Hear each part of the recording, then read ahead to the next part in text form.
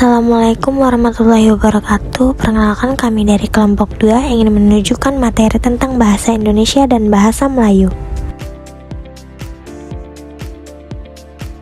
Anggota dari kelompok 2 yaitu ada Firliana Putri Martius, Gepira Raudatul Jannah, Cindy Gracia Lim, Hartono Anggoro, dan Marcelino Rudolf. Bahasa Indonesia dan bahasa Melayu dan bagaimana kedua bahasa ini terkait satu sama lain secara historis. Asal-usul bahasa Melayu. Bahasa Melayu berasal dari daerah Sumatera bagian selatan di Jambi. Penemuan tersebut diperkirakan sekitar tahun 620 Masehi yang kemudian menyebar di daerah Riau dan semenanjung Tanah Melayu.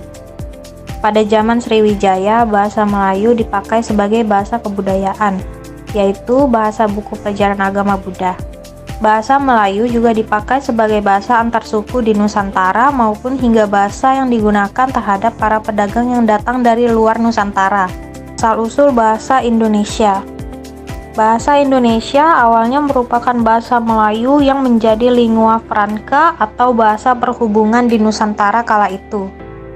Pada persiapan Kongres Pemuda tahun 1926, para pemuda masih mempermasalahkan tentang sebutan Bahasa Persatuan Indonesia. Kemudian M. Tabrani mengusulkan bahasa Melayu diganti dengan bahasa Indonesia. Dan hal ini pun disetujui bersama pada 2 Mei 1926. Para pemuda Indonesia yang tergabung dalam perkumpulan pergerakan mengangkat bahasa Melayu menjadi bahasa Indonesia, yang menjadi bahasa persatuan untuk seluruh bangsa Indonesia. Hal itu ditandai dengan lahirnya Sumpah Pemuda pada tanggal 28 Oktober 1928. Persamaan dan perbedaan antara bahasa Indonesia dan bahasa Melayu dalam hal kosakata, tata bahasa, dan pengucapan. Yang pertama, persamaan dari kosakata yaitu kilang, adik, dan pencuri. Sedangkan perbedaannya sepatu, kasut, sepeda, basikal, biskuit, biskut, dan juga lain-lain. Kemudian dari tata bahasa. Bahasa Melayu merupakan adaptasi dari bahasa Inggris.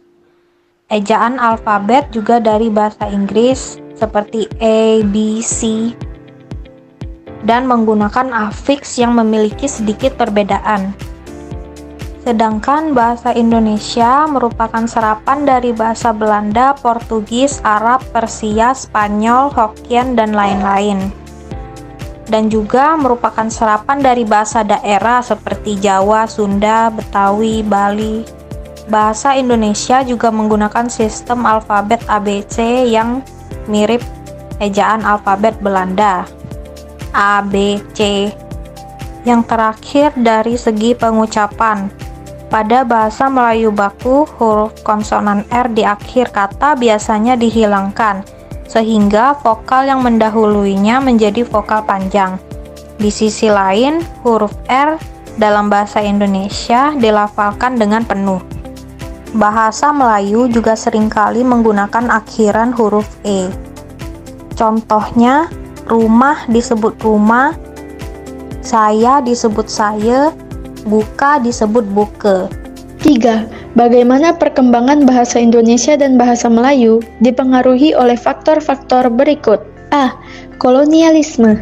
Kolonialisme pada mulanya bahasa Melayu sekedar untuk tujuan praktis, yaitu agar berkomunikasi baik dengan orang Melayu sendiri ataupun non-Melayu.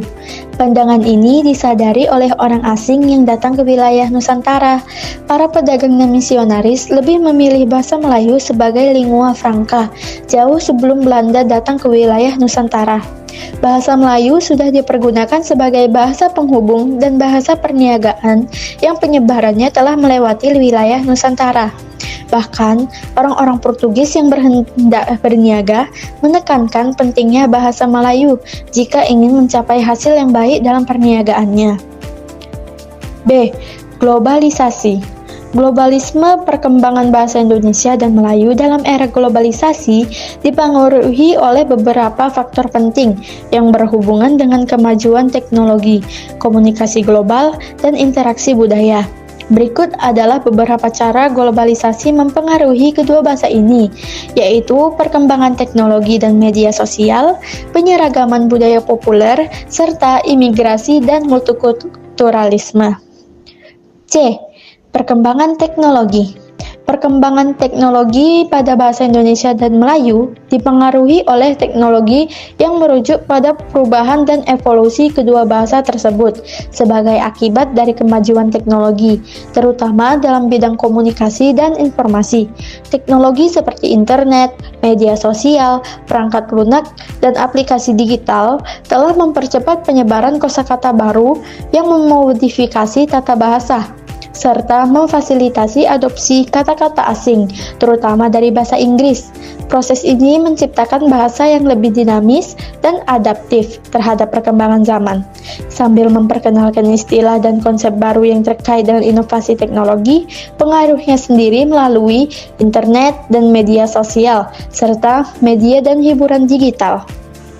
Diskusikan peran bahasa Indonesia dan bahasa Melayu dalam identitas nasional negara masing-masing, Indonesia dan Malaysia. Bagaimana bahasa-bahasa ini mempengaruhi budaya dan masyarakat? 1. Bangsa Indonesia dalam identitas nasional Indonesia. Pemersatu bangsa. Bahasa Indonesia digunakan sebagai identitas penengah dan dimaksudkan menjadi pemicu atas kesadaran untuk bersatu di antara ratusan suku dan budaya di Indonesia. Bahasa administrasi dan pendidikan. Bahasa Indonesia digunakan untuk segala aktivitas dalam negeri. Dengan ini, diharapkan segala kegiatan komunikasi dapat memicu keseragaman antar masyarakatnya. Ekspresi budaya. Bahasa Indonesia diharapkan dapat mempermudah seniman dalam menyampaikan ide, gagasan, dan apresiasi pada khalayak umum melalui karya sastra, puisi, teater, dan lain-lain. 2. Bahasa Melayu dalam identitas nasional Malaysia. Bahasa Melayu dan bahasa Melayu digunakan sebagai tanda dari dominasi bahasa di etnis Melayu, yang merupakan etnis terbesar dan paling terpengaruh dalam struktur sosial dan politik negara. Alat kebijakan sosial dan ekonomi. Bahasa Melayu digunakan untuk memperkuat integrasi dan etnis dan membangun rasa identitas nasional yang inklusif. Pelestarian dan perkembangan budaya Melayu. Bahasa Melayu tidak hanya menjadi alat komunikasi, tapi juga sebagai sarana untuk mempertahankan tradisi, nilai-nilai, dan kesenian Melayu. Contohnya syair, pantun, hikayat, dan lain-lain. Selanjutnya yang kelima ada bagaimana tantangan dan peluang yang dihadapi bahasa Indonesia dan bahasa Melayu di era digital. Berikan contoh konkret dan usulan solusi untuk melestarikan dan mengembangkan kedua bahasa ini. Jadi yang pertama tantangannya itu ada dominasi bahasa Inggris. Bahasa Inggris sering menjadi pilihan utama dalam konten digital sehingga mengurangi penggunaan bahasa Indonesia dan bahasa Melayu. Yang kedua ada konten yang terbatas, yaitu meskipun ada banyak konten dalam kedua bahasa ini, masih ada kekurangan dalam bidang teknologi, ilmu pengetahuan, dan budaya. Selanjutnya ada peluangnya, yaitu platform digital atau yang disebut dengan media sosial dan aplikasi berbasis web memberikan ruang bagi pengguna untuk berkomunikasi dan berkarya dalam bahasa Indonesia dan bahasa Melayu. Yang kedua, peluangnya ada kreativitas konten, yaitu munculnya konten kreatif seperti vlog, podcast, dan blog dalam kedua bahasa ini dapat menarik perhatian generasi muda. Contoh konkretnya yaitu yang pertama ada media sosial, yaitu kampanye bahasa di platform seperti Instagram dan TikTok dapat meningkatkan penggunaan bahasa Indonesia dan Melayu di kalangan anak muda. Usulan solusinya pendidikan dan pelatihan, yaitu mendorong kurikulum bahasa di sekolah-sekolah untuk mencakup keterampilan digital seperti penulisan konten online. Nah, dari bahasa Malaysia dan Indonesia memiliki kesamaan dan perbedaan.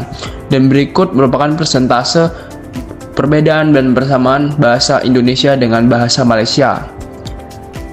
Diperkirakan sekitar 70-80% kosakata dan istilah umum dalam bahasa Indonesia dan Malaysia adalah sama.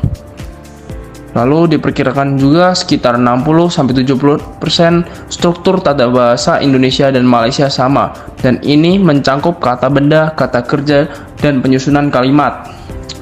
Dan yang terakhir, diperkirakan sekitar 50-60% istilah teknis dan formal yang serupa. Sebagai contoh, ada ungkapan air beriak tanda tak dalam. Padanan dalam bahasa Melayu, air yang keruh tanda tidak dalam. Penesapan ungkapan ini menggambarkan bahwa orang yang banyak bicara atau bersikap sombong biasanya tidak memiliki kedalaman pemikiran atau pengetahuan.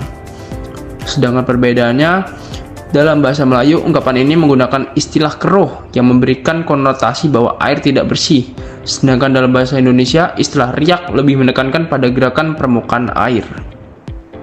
Sekian video dari kelompok 2. Apabila ada kesalahan, kami mohon maaf yang sebesar-besarnya. Terima kasih. Wassalamualaikum warahmatullahi wabarakatuh.